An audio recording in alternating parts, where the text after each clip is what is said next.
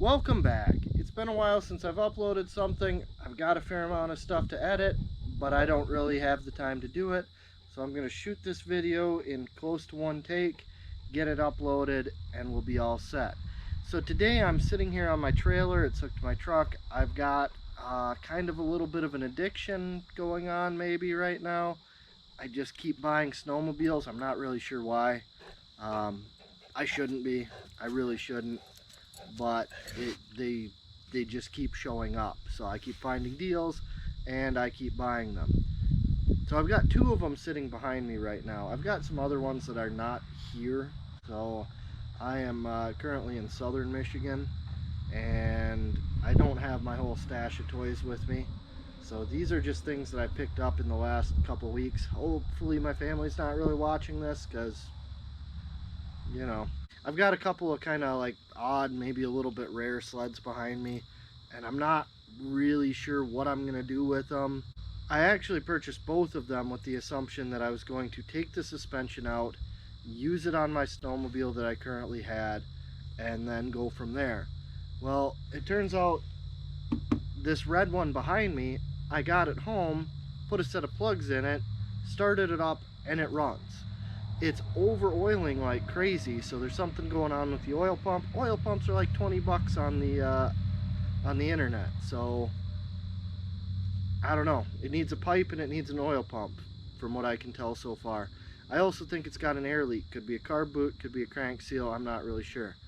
But other than that, this thing is actually in not great shape, but okay shape. It runs pretty solid. Yeah, I bought it mostly for the shocks that are on the front and the back of it. So after I got it home, I started it. It runs pretty good. I started to have second thoughts about just ripping the suspension out. I probably should just go that route. That's really probably the smart thing to do. But I don't know. It's hard to tear apart a running machine that is actually probably kind of rare. I'm not going to say it's super rare, but it's probably on the rarer side as far as sleds go.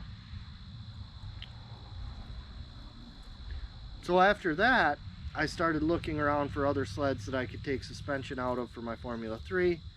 I found this one. I can't reach it. I found this one. That one's a 2000 MXZx 440 liquid.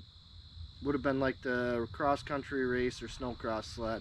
By the tech inspection stickers on it, I would say it was a snowcross sled in its earlier life. So I'll just kind of show you both of them, I guess, and that'll be it for my rather lazy video today. This first sled here, this red one, I bought this a little while ago. It's got the rebuildable HPG reservoir shocks on the front. It's got rebuildable shocks on the back. It's got an SC10-2 rear suspension, which bolts directly into my Formula 3. I figured this suspension setup would be a huge upgrade on that, and I'm sure there's still some people that know how to do the valving in them, things like that. But if you can see on this video, and I'm not sure if you will or not, it's a little scuffed up here and there. The stickers aren't perfect, but really it shines up good. It looks pretty decent. It's got kind of a crappy aftermarket windshield on it, but it's got a windshield on it. It's missing the piece back there. The bar padding is a little bit gone, but it's overall complete.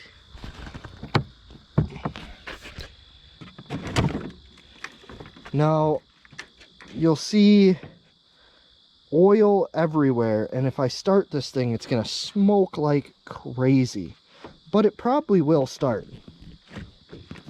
It'll probably take a few extra pulls, but it'll probably start. So obviously this thing is not like real perfect or anything, but it should start up and run.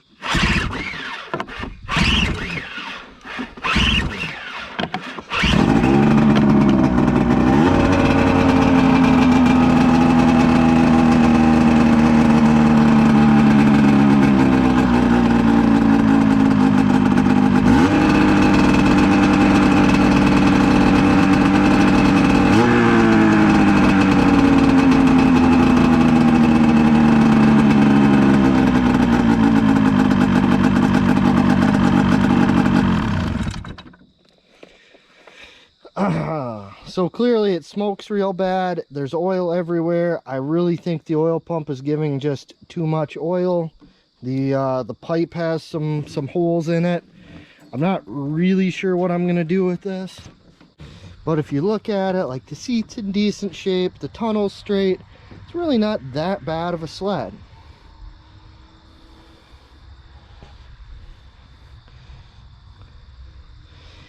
It's hard for me to talk myself into tearing this one apart. The padding underneath this pad is gone, but if I didn't say it before, which I don't think I did, this was actually an X package sled. So it's got the X package seat cover, it's got the X package bar pad. The kill switch is broken off. We got some rash marks on the master cylinder cover. Obviously it's been rolled. Probably why the windshield is different and the hood's a little beat up, but it's all there. Then we come over to this fine unit here. So this thing here is a 2000 MXZx. So it's kind of subtle there. We got the X on the end. It's a 440 liquid. If you look at the shocks, see we got the extra hold down on the hood. Kind of a mark of a race sled a little bit. The hood doesn't fit the greatest. And pull bar is broken off. But again, we're looking at these shocks. So these things have like a 2-stage spring, or I'm assuming that's probably kind of a stop it from bottoming spring.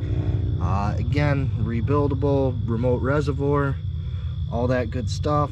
The trailing arms have some surface rust on them, but actually look pretty decent other than that. Tunnel's nice and straight. The seat's kind of bad, but the tunnel's nice and straight. It's got the old race bars on it, so these would have been more than likely the correct bars to have come on this sled. So they've got kind of a tall setup to them. And there's the issue there. We got absolutely nothing, no wiring, no nothing. It does have the brakes, although I didn't realize it had a broken screw until right now. So we got the secondary clutch, no primary. Motor's gone, wiring harness is gone. So I don't know. It is what it is. For some reason, I've kind of fallen in love with this thing a little bit though.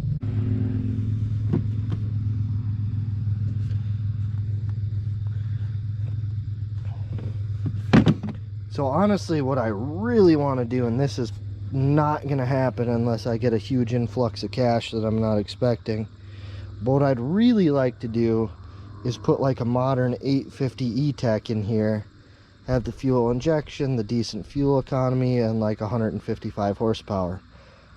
This thing is geared as a race sled, and I'm sure it absolutely would rip to 60 mile an hour like that and be about done.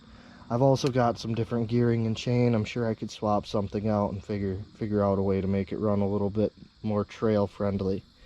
But yeah, I bought this one.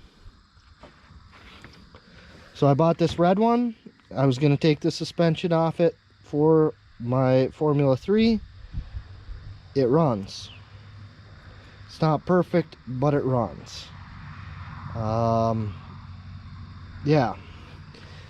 So then I bought this one for the suspension for my Formula 3. And I'm not gonna lie, there's something about it. I'm not really sure what it is, but there's something about this sled that I just kind of like it.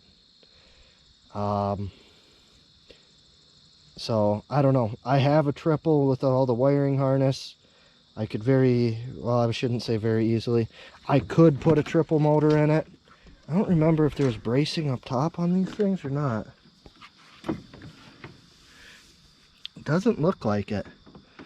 So this sled is actually probably more or less ready. I do have a 700 triple, a single pipe and a stinger, which would fit in here, probably run pretty good, have like the same horsepower as a high compression 440 did. And triples always sound cool, but you're adding a bunch of weight over the nose, so I'm not sure about that. So anyway, I guess that's about it. Like I said before, I think I might have a little bit of a problem. I just keep buying stuff. I have all these ideas. I don't really have the time or money to execute them, I guess. But I've got ideas. So I also have some part sleds like that. The snowcross sled, I have the headlight gauges, all that good stuff for one of those, windshield. So yeah, I guess, I don't know. Thanks for watching. Hit the subscribe button if you haven't. Still trying to build this thing up. I'm sure at some point in the near future I'll start building one or both of those sleds, along with possibly some triple ski-doos. I've also got an old Yamaha SRX, the old triple pipe. Why am I into these like 2000 snowmobiles? Probably the same reason everybody likes the stuff that was cool in high school. I think these things were both pretty sweet sleds back in the day when I used to ride a lot and I was in high school and that, and I still think they're pretty cool today. Thanks for watching. If you haven't hit the subscribe yet, go ahead, hit the subscribe button. Still trying to grow this channel, and I'll see you later.